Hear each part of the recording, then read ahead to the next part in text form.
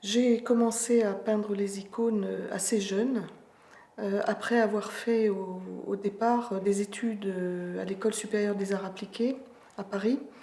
Et après, j'ai eu une recherche spirituelle qui a fait que j'ai désiré peindre les icônes. J'ai trouvé aussi l'église orthodoxe rue d'Aru à la cathédrale Saint-Alexandre Nevski. Et ensuite, je me suis formée petit à petit auprès du père Georges Drobot et de son atelier, ainsi qu'auprès de l'atelier de Léonide Ouspensky. Mais je n'ai pas pratiqué longtemps la fréquentation de ces ateliers. Et j'ai aussi beaucoup fréquenté dès le début de ma vie dans l'orthodoxie les monastères de la Transfiguration en Dordogne et le monastère Saint-Jean-Baptiste en Essex en Angleterre, fondé par Père Sophrony. Et j'ai reçu aussi beaucoup de ces milieux-là pour l'apprentissage de l'icône. Et ensuite, petit à petit, j'ai réalisé des commandes d'icônes qui m'étaient demandées et qui tombaient un peu du ciel par miracle et qui correspondaient exactement à la vocation que j'avais, qui était de peindre les icônes que j'ai eues dès que j'ai vu des icônes un jour pendant une liturgie orthodoxe. Et petit à petit, le travail s'est augmenté, a pris en ampleur. Et j'ai participé à des expositions d'icônes, dont celles qui furent organisées en leur temps par l'Institut de théologie orthodoxe Saint-Serge. Et j'ai aussi été sollicitée pour donner des cours d'iconographie. Et ceci s'est passé en 2005, où j'ai fondé mon atelier d'iconographie à Paris, qui est disposé en deux lieux. J'enseigne à la fois dans le 7e arrondissement et dans le 8e arrondissement. Et cet atelier dure déjà depuis une dizaine d'années et je partage mon expérience iconographique avec toutes les personnes qui veulent bien le fréquenter. D'autre part, j'ai été amenée à réaliser des travaux importants, notamment une iconostase pour le monastère de la Transfiguration en Dordogne en l'an 2000, ainsi qu'une peinture murale sur place, et tout récemment une iconostase pour la paroisse Notre-Dame Souveraine à Chaville. Au milieu de toutes ces activités iconographiques, j'ai également écrit un livre dont le titre est Lumière joyeuse, le langage de l'icône. Ce livre m'a beaucoup sollicité pendant plusieurs années. J'en ai commencé la rédaction en 2009 et il a été publié en 2014 par les éditions Racine en Belgique. Le titre de ce livre est le fruit d'un cheminement personnel, spirituel et ecclésial. Lumière joyeuse, justement, j'ai longuement réfléchi pour ce titre. Lumière joyeuse est le début d'une hymne vespérale très ancienne, à peu près du IIe siècle, que les chrétiens chantent depuis très longtemps. Et lumière joyeuse désigne le Christ. Lumière joyeuse est le Christ qui est la lumière de la gloire du Père. Et donc, je voulais par là centrer le titre du livre sur l'icône du Christ, sans la dévoiler immédiatement, mais pour la manifester au moins à travers cet hymne liturgique, puisque les hymnes liturgiques sont la correspondance parfaite de l'icône peinte, de ce qui est visible à nos yeux. L'icône est une manifestation du mystère de la personne, à travers son visage, à travers son regard. Elle est le signe de la présence de Dieu à travers Dieu lui-même qui s'est incarné en la personne du Seigneur, notre Seigneur Jésus-Christ, en la personne de sa mère très pure, la Mère de Dieu, et en la personne de tous les saints qui sont devenus semblables à Dieu. À travers leur personne et particulièrement leur visage se dévoile la présence divine telle que nous la verrons plus tard dans le royaume. Et l'icône est déjà une anticipation du royaume. L'icône est une prophétie. L'icône montre ce que nous sommes appelés à être et ce que nous verrons. Nous verrons à ce moment-là, comme il est dit dans l'Évangile, Dieu tel qu'il est. Un des fondements de l'icône et justement du langage iconographique est justement l'expression de la lumière. Cette lumière n'est pas la lumière de ce monde, n'est pas une lumière terrestre, c'est la lumière du royaume. C'est la lumière dont a rayonné le Christ lors de sa transfiguration. Il s'agit donc d'une lumière divine incréée.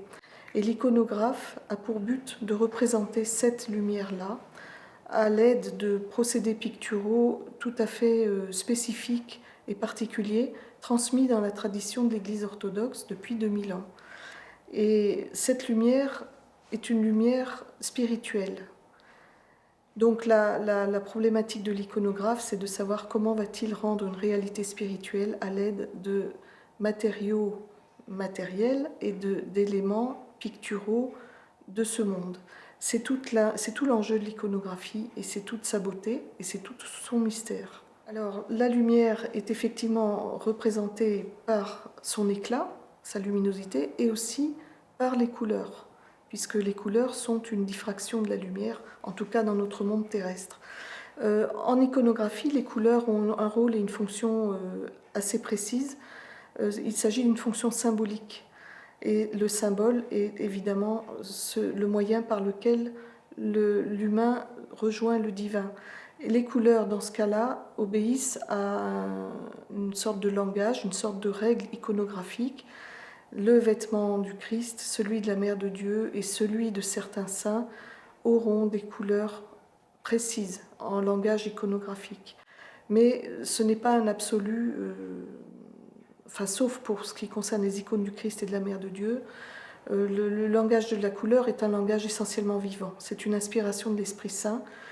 L'iconographe a beaucoup de liberté en couleurs, même si le langage iconographique obéit à des codes très précis et à des règles précises. D'une part, les couleurs font partie du rayonnement de la lumière divine incréée. D'autre part, l'espace qu'on ne peut pas dissocier du temps, puisque dès que l'on se déplace, on met un certain temps. Donc, je vais dire l'espace-temps prend une autre dimension dans l'icône. Il est transfiguré. Nous sommes transposés sur un autre plan. Il ne s'agit donc plus de notre espace de ce monde, de notre réalité, de notre condition mortelle. Il s'agit de l'espace du royaume. Cet espace, il est perceptible par les saints, il est perceptible dans la prière, au cours de la liturgie, de toutes sortes de façons. Comment le représenter en iconographie? C'est tout l'enjeu aussi du langage iconographique, et c'est ça qui fait sa beauté et sa rareté et sa sublimité aussi, on va dire. Il s'agit de représenter un espace ouvert, un espace dans lequel les lois terrestres n'ont plus lieu d'être. Donc la pesanteur est abolie. Nous sommes transportés sur un autre plan. Donc nous n'avons plus des problèmes de profondeur ou d'épaisseur ou de poids ou de lourdeur ou de gravité comme nous en avons ici-bas. Et donc un des éléments fondamentaux de l'icône pour représenter cet espace transfiguré, c'est évidemment la perspective dite inversée. Je dis bien dite inversée parce que en fait la perspective dans l'icône obéit à des lois spirituelles complexes qu'il est un peu court pour l'instant de résumer ici. L'icône, à travers tous ces éléments, la couleur, l'espace, la lumière, les visages, le centrement sur les visages et sur le regard des saints, le hiératisme des corps, la stylisation des corps et leur dématérialisation, la stylisation des vêtements et la lumière qui enveloppe tous les corps et leurs vêtements, l'icône montre un monde transfiguré, mais elle fait plus que ça, elle nous donne une vision de ce qui est invisible, mais de ce qui est réel. Donc elle nous transporte déjà dans le royaume. Dans ce sens-là, l'icône en tant que telle est une prophétie en couleur, une prophétie en lumière. Et dans ce sens-là, elle est porteuse d'un message qui est non seulement celui de l'Évangile et de la foi en Dieu, mais du monde qui nous attend, de la vision du monde à venir. Et ce monde à venir, il existe déjà ici-bas dans le cœur de tous les saints. Tous les saints sont déjà dans ce monde à venir. Donc l'icône non seulement est une prophétie qui nous montre l'avenir, mais elle est une prophétie qui nous montre le présent, si on peut dire, puisque tout est paradoxal dans l'icône et nous avons aussi cet aspect-là. Il est impossible de répondre à une question où l'on me demanderait quelle est l'icône ou la représentation que j'aime le plus. Je crois que non, tout. J'ai envie de dire tout, tout simplement tout. Tous les saints, toutes les fêtes de l'Église. Euh, L'icône est une beauté permanente, une théophanie permanente, et on ne peut pas faire un choix. On ne peut pas sélectionner, c'est impossible. Alors la question de savoir comment peut-on devenir iconographe est une question extrêmement intéressante et très riche parce qu'elle nous ramène de nouveau à ce qu'est l'icône. Je pense pour ma part qu'après avoir enseigné pendant 10 ans dans mon atelier, la disposition principale que je demande, que je souhaite pour les personnes qui veulent s'intéresser à l'icône, est la disposition à la prière et à la vie spirituelle dans son ensemble, c'est-à-dire l'aspect ascétique de la vie spirituelle, mais aussi l'aspect liturgique et festif de la vie spirituelle. C'est pour moi la première condition. Ensuite, bien entendu, on préfère avoir affaire à des gens capables de dessiner et de sentir la couleur.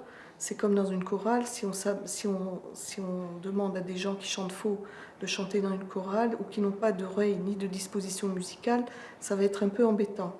Donc pour l'icône, bien entendu, on espère que les personnes qui désirent s'engager sur ce chemin vont avoir quelques dispositions artistiques plus ou moins marquées selon les personnes, mais ce n'est pas une règle absolue. Je crois que c'est ce que j'ai dit au début qui compte le plus.